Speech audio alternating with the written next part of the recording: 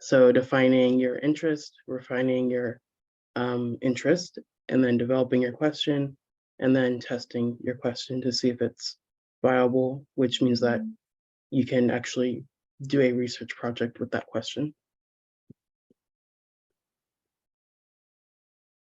Okay, so research can be defined as a systematic investigation into and study of materials and sources in order to establish facts and reach conclusions. And usually these are new conclusions or new facts that are being discovered through the research project.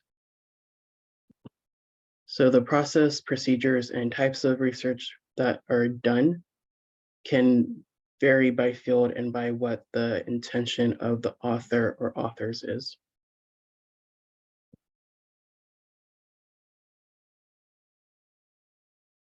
So before you actually choose your topic, you need to consider whether or not you're in a situation where you can actually choose your own research topic.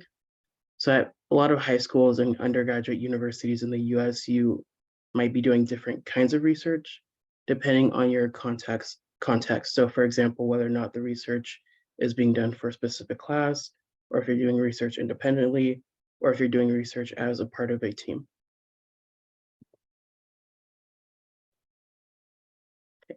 Sometimes high schools and universities in the US will let you choose your own topic. Sometimes they might not.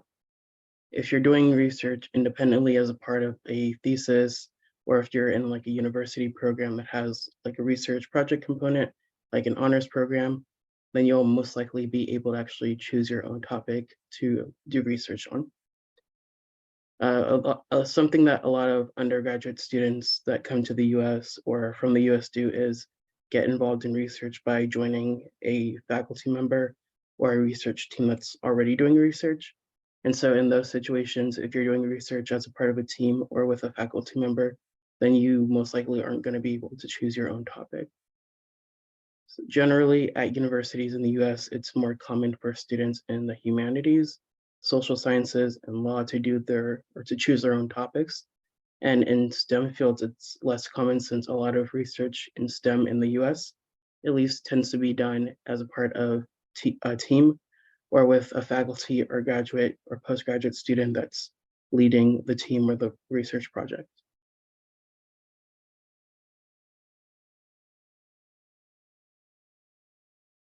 Okay, so in the process for choosing your topic and developing your own research question, you'll first start off with defining your personal academic and research interests.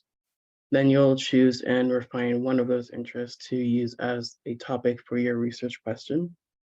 After that, you'll develop your research question and then test it to see if it's actually something that you can use for a research project. So you can start defining your interest by asking yourself what you're interested in studying or learning more about. And if you don't have a good idea of or a good understanding of the field that you want to pursue. So for example, if you're interested in computer science, but you don't think you know a lot about the field itself, you can do basic research online to see what the current trends in your field are, or to even find a few like, articles or a few research papers that are related to your topic or topics that you're interested in. You can also ask professors, faculty, or teachers for help in deciding what topics to pick or for resources that will actually help you decide what your topic will be for your research project. You can also use mind map or mind mapping or a Jamboard or sticky note method to organize your thoughts and interests. And I'll talk a little bit more about that in the next two slides. Okay, so this is an example of a mind map.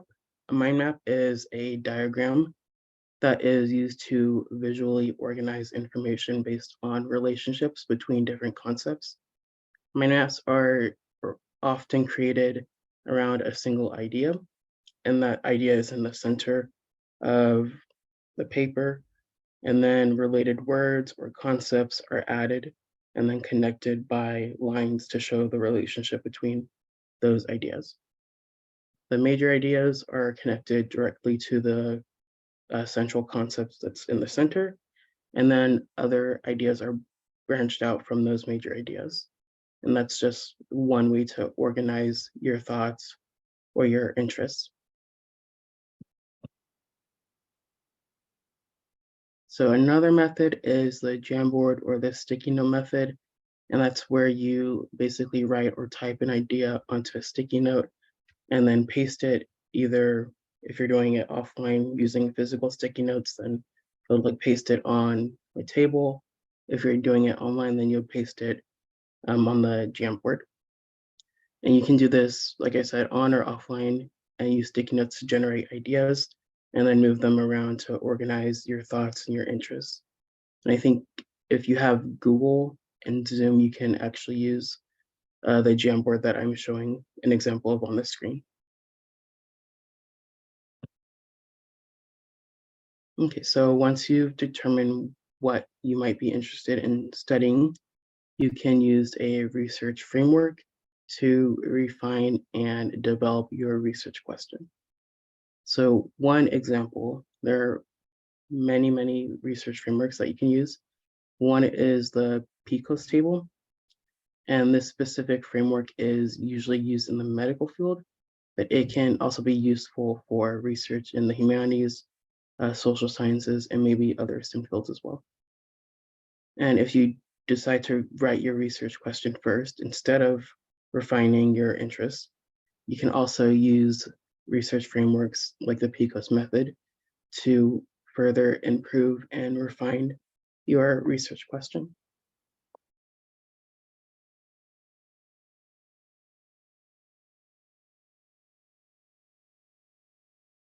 So another framework that I use sometimes is the 5 Ws, or who, what, when, where, and why. I use this framework to better understand the focus of my research question and also understand or justify why I'm actually coming up with the research question, why I'm investigating the topic in the first place, which might actually help you later on when you're actually writing your research paper and specifically your rationale or your justification for actually doing the research. Like I mentioned earlier, there are plenty of frameworks that exist that are more specific to your field of study, but regardless of the framework, depending on your research topic and question, you might not fill out every single part of the framework, which is fine. You don't need to fill out every single part of the framework. And you also might not be including every part of the framework in your research question. So for example, if I use the 5W research framework, why is not something that I would include in the research question. That's something that I would include in the research paper. And some things like when might not be important to include in the research question as well. Generally speaking, you should always have like a who and a what in your research question.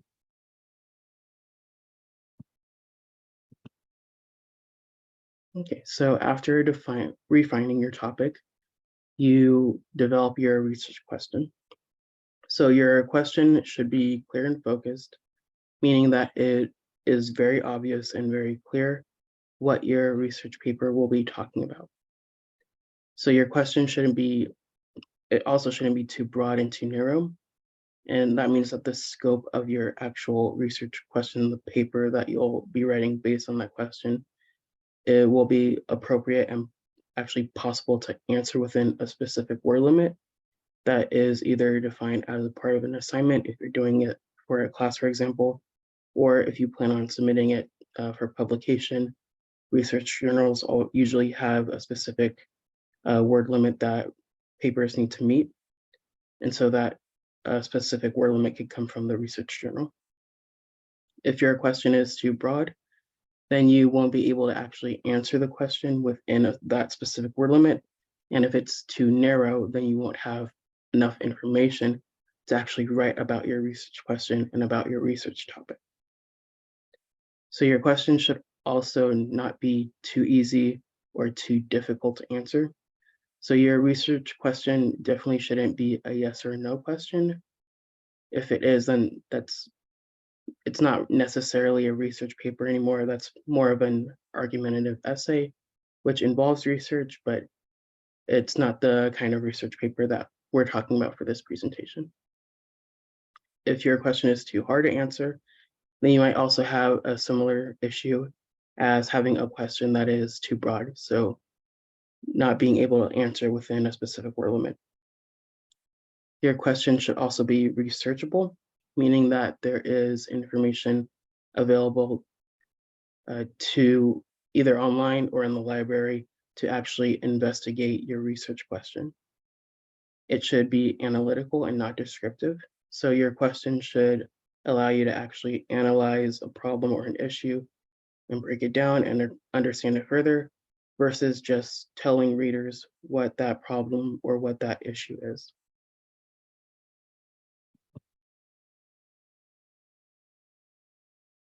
Okay, so this is an example of a hypothetical research question. So the first version is too broad because there are thousands of scholarship programs around the world that are used for different purposes, for different fields, and for different audiences. The second version, the focused version, is more focused than the previous version because it narrows down the question to a specific type of scholarship program, which are international education programs that specifically send students to the US. So it's restricting the type of program and also the country or the location that students are going to.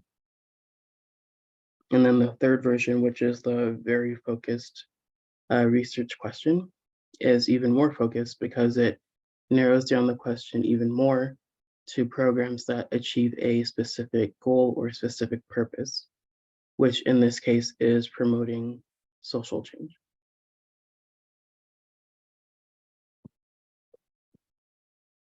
Okay, so the final step before determining if your research question is viable is testing the question. So you can do this by using keywords in your question as search terms in internet databases like Google Scholar, or even in the search bars for specific research journals that are related to your field of study. If you don't get any results or you get very few results, like 10 results or 20, then that is an indication that your research question is too narrow. And if you get too many results, like hundreds of thousands or 500,000 results, then that is an indication that your research question is too broad and that you need to find a way to refine it.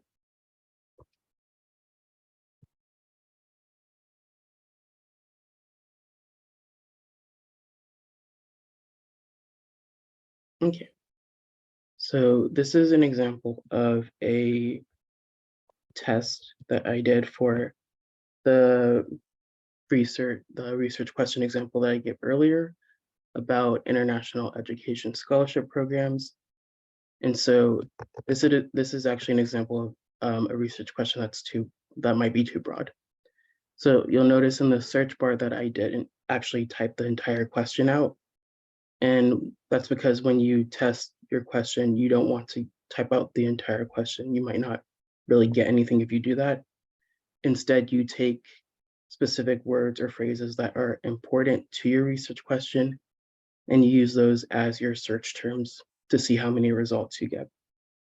And so in this example, I just used international education, and then I put it in parentheses, because if you do that, then you'll get all the results that specifically use that phrase, international education, as your search results. And so you'll see I have like 544,000 results, which is too many for the research project. And then this is another example. So this one had 5,080 results, which isn't too bad actually. That's kind of the general range you might want to have when you're doing research, like a literature review, for example.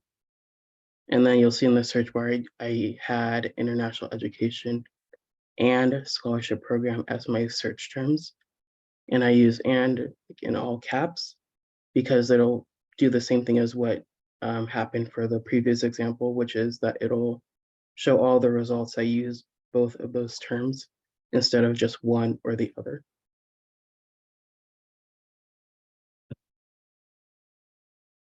Okay, and then in this example, I used International Education Scholarship Program, also in parentheses. And then you'll see in this one, I only had like 5 results, which is an indication that the research question might actually be too narrow. It really, a lot of it depends on how you decide what terms are important to actually test the question and the way that you do the search. So if you try to type out your entire question and you put it in parentheses, you might get an outcome like this, which is that you won't get that many results. But if you take certain phrases or certain words, like in the previous example, then you'll get a reasonable amount of results. So you won't get too many, but then you won't get too few at the same time.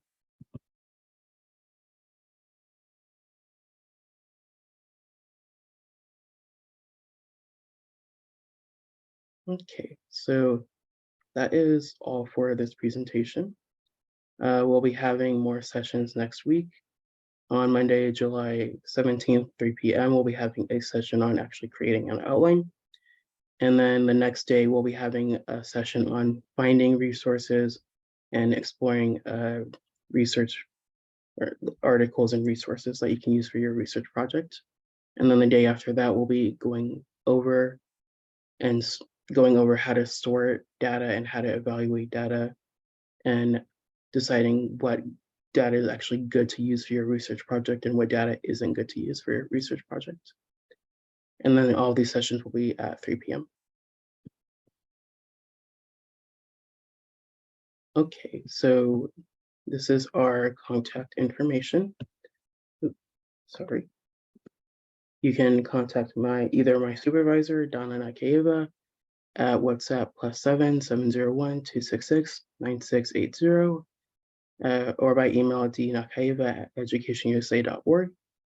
You can also contact me by WhatsApp at +7 705 985 7408, or by email at qtownsend@middlebury.edu. You can also scan the QR code that will take you to a folder where we'll have the recordings for the sessions once they're complete.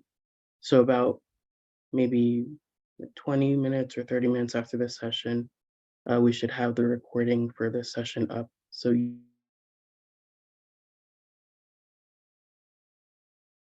Great, thank you so much, Quintessence. I think that we again just want to remind that, guys, we will give certificate for those of you who will attend all 6 sessions. We will track your attendance. Therefore, I see that some of you have used your brother's, maybe your father's notebook to join the Zoom. When you join, you can actually rename yourself. Write your name and a surname, so we will see who actually attended the session. And then, so by the end of the workshop, we can prepare a certificate for you. Certificate will be like electronic. We will send you as a PDF, so you can print it on if you want. And also, you all received, I hope, email address from me where you see the program, because sometimes some classes start at 2 p.m., some classes start at 3 p.m. So please do not mix up the time, save the dates and time in your calendar. The Zoom link for all sessions are the same. So please make sure that you have your Zoom link, you have your program, check the dates, check the time. Again, some classes start at 3, some classes will start at 2 p.m. We have recorded, just a minute, let me